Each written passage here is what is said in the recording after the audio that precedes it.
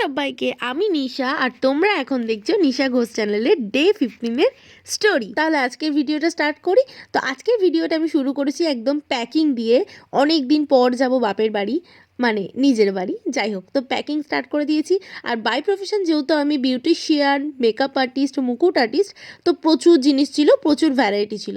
এই যে আমার লাগেজ পুরো প্যাক হয়ে গেছে। তারপর তোমরা দেখতে পাচ্ছ সকালবেলা উঠে আমি রেডি হতে বসে পড়েছি। আর একটু একটু ঠান্ডা ছিল তাই শাড়ির সাথে হাইনেকটা পরেছিলাম। আর আজকে শাড়ি কেন পরেছিলাম আমি জানি না, কিন্তু ইচ্ছা হয়েছিল তাই পরেছিলাম। আর নিজের ইচ্ছেগুলোকে মূল্য দিতে আমার বেশ ভালোই লাগে। এরপর চলে এসেছিলাম শালা স্টেশনে। এখান থেকে আমার ট্রেন ছিল 9:48-এ, কাটোয়া যাওয়ার ট্রেন।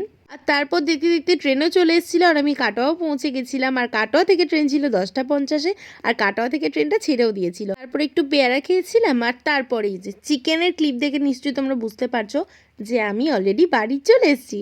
তো এই তো বাড়ি এসে মায়ের হাতে চিকেন কষা একটু টেস্টও করেছিলাম। তারপর আমাদের বাড়িতে এই দুজনের আগমন হয়। এটা ছিল আমার দাদু দিদা। তো এই তো, আর আজকের মেনুতে ছিল শাক ভাজা, পোস্ত, ডাল আর সোস টপার চিকেন। তো সবাই জানিও ভিডিওটা কেমন লাগলো।